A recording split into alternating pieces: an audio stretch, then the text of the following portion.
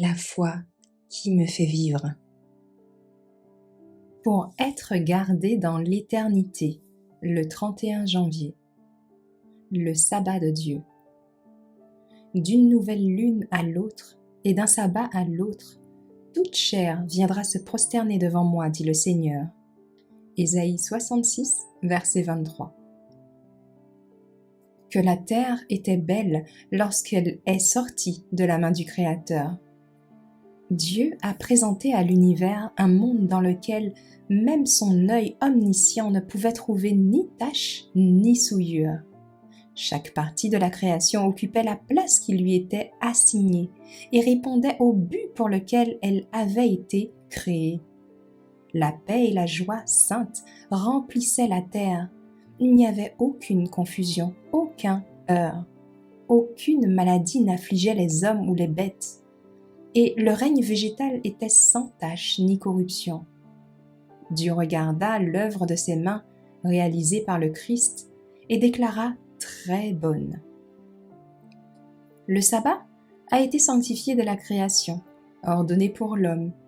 Il a eu son origine lorsque les étoiles du matin chantaient ensemble et que tous les fils de Dieu poussaient des cris de joie. Le sabbat n'était pas seulement pour Israël, mais pour le monde entier. Il avait été connu de l'homme en Éden, comme les autres préceptes du Décalogue. Il est une obligation impérissable. De cette loi, dont le 4e commandement fait partie, le Christ déclare « Tant que le ciel et la terre ne passeront pas, il ne disparaîtra pas de la loi un seul iota ou un seul trait de lettre. » Matthieu 5, verset 18.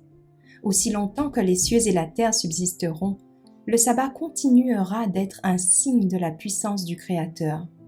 Et lorsque l'Éden refleurira sur la terre, le saint jour de repos de Dieu sera honoré par tous sous le soleil. D'un sabbat à l'autre, les habitants de la nouvelle terre glorifiée devront se prosterner devant moi, dit le Seigneur.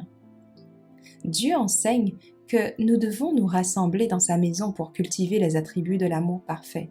Cela préparera les habitants de la terre pour les demeures que le Christ est allé préparer pour tous ceux qui l'aiment. C'est là qu'ils s'assembleront dans le sanctuaire de sabbat en sabbat, d'une nouvelle lune à l'autre, pour s'unir dans les chants les plus élevés, dans la louange et l'action de grâce, à celui qui est assis sur le trône et à l'agneau pour les siècles des siècles.